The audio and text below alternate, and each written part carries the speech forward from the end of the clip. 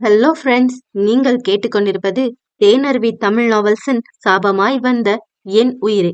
வாசிப்பது நான் உங்கள் பவஸ்ரீ அபி. அத்தியாயம் 15. தன்னைத்தானே அவள் ஸ்கிரீனில் பார்க்கும்போது அவளது கண்களில் தெரியும் ஆர்வத்தையும் ஆசையையும் கண்டு கொண்ட விஜய், ஹே அமுதா, பேசாம இந்த ரோல்ல நீயே நடிக்கிறியா என்று பட்டென கேட்டுவிட, தன் கையிலிருந்த போனை கீழே போட்டுவிட்ட அமுதா தன் குடும்பத்தின் மீது இருக்கும் பயத்தில் தன் முன்னே யார் நின்று கொண்டிருக்கிறார்கள் என்றெல்லாம் யோசிக்காமல், ஐயோ, எங்க குடும்பத்துக்கு தெரிஞ்சா என்ன கொன்னே போட்டுடுவாங்க, ஆள விடுடா சாமி என்று தன்னை அறியாமல் சத்தமாக சொல்லிவிட்டாள்.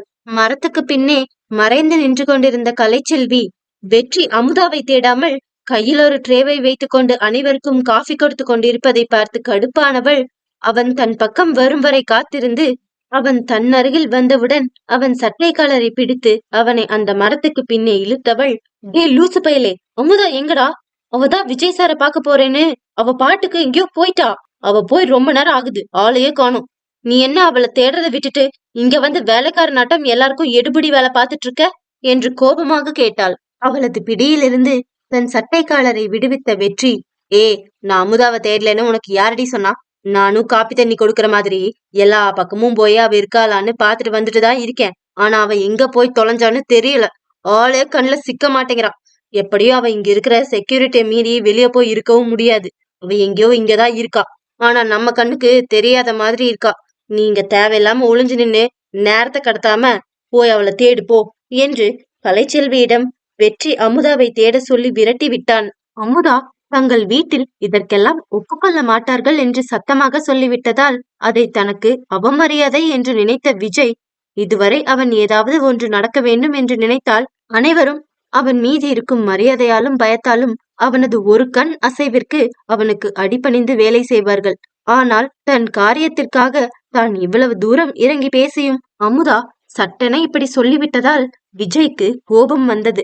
ஆனால் இப்போது அவன் அமுதா மீது கோபப்பட்டால் காரியம் கெட்டுவிடும் என்பதால் அவளுக்கு நிலைமையை புரிய வைக்க நினைத்து மீண்டும் பொறுமையாக பேசத் தொடங்கினான். அமுதா பயத்துடன் அவனையும் ஸ்ரீகாந்தையும் மாறி மாறி பார்த்து கொண்டிருக்க, உனக்கு கிடைச்சிருக்கிற சான்ஸ் எவ்வளவு பெருசுன்னு உனக்கு ஏதாவது புரியுதா இல்லையா? இதுக்காக எத்தனை பேர் ஏங்கிட்டு இருக்காங்கன்னு தெரியுமா? உனக்கு ஆடிஷன் அட்டன் பண்ணாம, நடிக்க கத்துக்காம, யார் காலே விழுகாம, எந்த கஷ்டமும் படாம ஈஸியா லட்டு மாதிரி இந்த ஆப்பர்ச்சுனிட்டி கிடைச்சிருக்கு. ஏன், உங்க பிரசிடென்ட் கூட அவர் பொண்ணை இந்த ரோல்ல நடிக்க வைக்கிறதுக்கு எவ்வளவு மெனக்கட்டுறாருன்னு நீயே பாக்குறல்ல. இப்போ அந்த ரோல் உனக்கு கிடைக்க போகுது அமுதா. சோ யோசிச்சு பாரு என்றான் விஜய். அவன் சொல்வதை போல தனக்கு இந்த படத்தில் விஜயுடன் நடிக்க ஒரு வாய்ப்பு கிடைத்தால் அது எவ்வளவு பெரிய விஷயம். அந்த ஒரே ஒரு படம் அவள் வாழ்க்கையை அப்படியே புரட்டி போட்டுவிடும் என்று அமுதாவிற்கு நன்றாக தெரியும். ஆனால் கிராம சூழல், இப்படி ஒரு கட்டுப்பாடுகள் நிறைந்த குடும்பத்தில் பிறந்த அவளுக்கே முதலில் சினிமாவில் நடிக்க எல்லாம் பெரிய அளவிற்கு ஆசையெல்லாம் ஒன்றுமில்லை.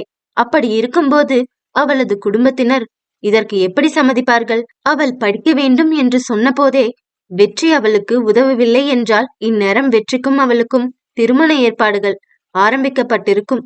அதனால் அதையெல்லாம் யோசித்து பார்த்த அமுதா தனது குடும்பத்திற்கு இது சரிப்பட்டு வராது என்று சொல்ல தன் வாயை திறந்தாள். ஆனால் அவளை பேச விடாமல் முந்திக் கொண்ட ஸ்ரீகாந்த் கீழே கிடந்த தன் மொபைல் போனை எடுத்து அவள் முன்னே நீட்டி, முதல்ல இந்த வீடியோவை நீ நல்லா பாரு அமுதா. இதுல இருக்கிறது நீதான். ஆனா நீ முன்ன இந்த மாதிரி ஒரு ஹீரோயினா எப்பயாவது பாத்திருக்கியா? இது நாங்க செக்யூரிட்டி ரீசனுக்காக வச்ச கேமராவில ரெக்கார்ட் ஆனது. இது ஜஸ்ட் ஒரே கேமராவில சேம் ஆங்கிள் ஜஸ்ட் அப்படியே எடுத்த வீடியோ. இதுலயே நீ எவ்வளவு அழகா இருக்கேன்னு பாரு. நேச்சுரலாவே மத்தவங்கள உன் அழகுல கட்டி இழக்கிற திறமை உனக்கு கடவுள் கொடுத்திருக்காரு. அதை யூஸ் பண்ணிக்கிறதுக்கான சான்ஸும் உன்னோட ஊர் தேடி வந்திருக்கு. அப்ப அதை நீ யூஸ் பண்ணிக்கிறது தானே புத்திசாலித்தனம். இன்னும் நீ ஆட அதே சீனை வேற வேற ஆங்கிள் கேமரா வச்சு பக்காவா லைட்டிங்ஸ் போட்டு ஷூட் பண்ணா அந்த சீன்ல நீ எப்படி இருப்ப தெரியுமா என்று கேட்டு அவளது ஆசைகளை தூண்ட முயற்சித்தான் ஸ்ரீகாந்த். உண்மையில் அவனது திட்டம் சரியாக வேலை செய்தது. தானாக கீழே கிடந்த போனை எடுத்து அதில் தான் ஹீரோயின் போல மலையில் ஆடும் காட்சியை மீண்டும் மீண்டும் போட்டு பார்த்த அமுதாவிற்கும் இப்போது அந்த ஒரு நொடி, நான் நிஜமாவே ஹீரோயினா? விஜய் சார் கூட என்னால நடிக்க முடியுமா? அது நடந்தா நல்லா தானே இருக்கும். பெரிய பெரிய ஹீரோயின்ஸ் கூட விஜய் சார் கூட நடிக்க ஆசைப்படுறாங்க. அவர் கூட நடிக்கிறதுக்காக என்ன வேணாலும் பண்ண ரெடியா இருக்காங்க. புதுசா வர்றவங்க எல்லாம் சான்ஸ்க்காக எவ்வளோ அலையுறாங்க. ஆனா இப்படி ஒரு ஆப்பர்ச்சுனிட்டி எனக்கு ஈஸியா கிடைக்கும்போது நான் ஏன் அதை மிஸ் பண்ணணும் என்று யோசிக்க தொடங்கி இருந்தாள் அமுதா. அவளது கண்களில் மின்னிக் கொண்டிருந்த ஆசை தீயை கண்டு கொண்ட ஸ்ரீகாந்த், நீ கிராமத்துல பிறந்து வளர்ந்ததுனால உனக்கு சினிமானா பயமா இருக்கலாம். உங்க வீட்ல இருக்கவங்க என்ன சொல்லுவாங்கன்னு யோசிக்கலாம். ஆனா முதல்ல உனக்கு ஓகேவா? நீ சொல்லுமா.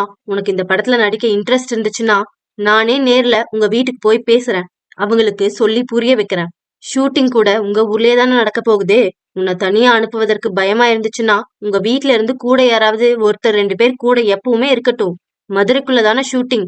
அப்புறம் என்ன பிரச்சனை என்று கேட்க, அதே கேள்வியை தானும் தன் மனதுக்குள் கேட்டு பார்த்த அமுதா, அதானே என்ன பிரச்சனை? இப்படி ஒரு ஆப்பர்ச்சுனிட்டி எல்லாருக்கும் கிடைக்காது. இத வேஸ்ட் பண்ணிட்டா என்னை விட பெரிய முட்டாள் யாரும் இருக்க மாட்டாங்க என்று நினைத்தவள், சார், எனக்கு விஜய் சாரை நேர்ல பாக்குறதே பெரிய கனவு. இப்போ எனக்கு அவர் கூட நடிக்க ஒரு சான்ஸ் கிடைச்சா அதெல்லாம் வரப்பிரசாதம் மாதிரி.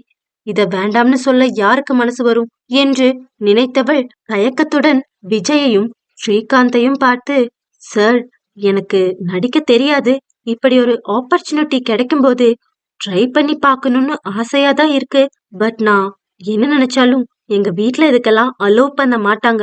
அவங்கள மீறி என்னால எதுவும் செய்ய முடியாது. அப்படி செய்யறதுலயும் எனக்கு விருப்பம் இல்ல என்றாள். அவள் தனக்கு விருப்பம் இருக்கிறதே என்று சொன்னதை கேட்டு மகிழ்ந்த விஜய், இந்த படம் கண்டிப்பாக அமுதாவை வைத்து எடுத்தால் ஹிட் ஆகும் என்ற நம்பிக்கையில் தனக்குள் இருக்கும் உற்சாகத்தை வெளிப்படுத்தும் விதமாக அவளை கட்டியணைத்த விஜய், நீ ஓகே சொல்லிட்டல, இதுக்கு மேல எல்லாத்தையும் நான் பாத்துக்கிறேன். நாளைக்கு மார்னிங்கே நானும் ஸ்ரீகாந்த் சாரும் உங்க வீட்ல வந்து பேசுறோம் என்று சொல்ல, அவனது இந்த எதிர்பாராத அணைப்பில் திக்குமுக்காடி போயிருந்தாள் அமுதா. அப்படியே திக் திக் இதயத்துடன் சிலையாய் சமைந்து நின்றாள். அவளுக்கு பேச்சே வரவில்லை. அவளது வாழ்நாளில் இன்றுதான் முதலில் ஒரு ஆணின் ஸ்பரிசத்தை அவள் உணர்கிறாள் என்பதாலும், அந்த ஆண் உலகமே வியந்து பார்க்கும் ஒரு சூப்பர் ஷைனிங் ஸ்டார் விஜய் குருமூர்த்தியாக இருக்கும்போது இந்த சாதாரண பெண்ணால் எப்படி சாதாரணமாக இருக்க முடியும்? அதனால் அவள் ஸ்டன்னாகி அப்படியே விழிகள் விரிய நின்று கொண்டிருக்க, அவளிடமிருந்து பிரிந்த விஜய், உன்னோட வீடு எங்க இருக்குன்னு சொல்லு என்று கேட்க, பேச நாயலாமல் இன்னும் திகைப்புடனே அவனை பார்த்து கொண்டிருந்தாள் அமுதா. அதை புரிந்து கொண்டு சத்தமாக சிரித்த விஜய், ஆஃப்டர் ஆல் ஒரு ஹக், இதுக்கு இப்படியா? இந்த சினி ஃபீல்டுல இன்னும் நீ பார்க்க வேண்டியது நிறைய இருக்கு என்று சொல்ல, என்னது இன்னும் நிறைய இருக்கா? இதுக்கே எனக்கு வயிறெல்லாம் கலக்கிற மாதிரி இருக்கே என்று நினைத்து விஜயை பாவமாக பார்த்து வைத்தாள்.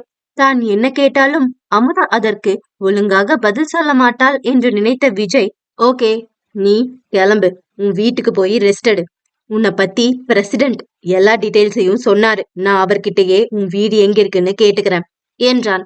இப்போது அவன் பிரசிடென்டை பற்றி பேசிய பின்புதான் அவர் தனது மகள் அபிநயாவை அந்த கதாபாத்திரத்தில் நடிக்க வைக்கும் ஆசையில் இருக்கும்போது அதை தான் ஏற்று நடித்தால் அதை அவர் எப்படி எடுத்துக்கொள்வார்?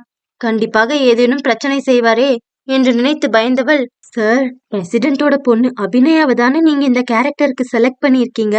இப்போ இதுல நான் நடிச்சா நல்லா இருக்குமா என்று கேட்டாள் அமுதா. காதல் மலர்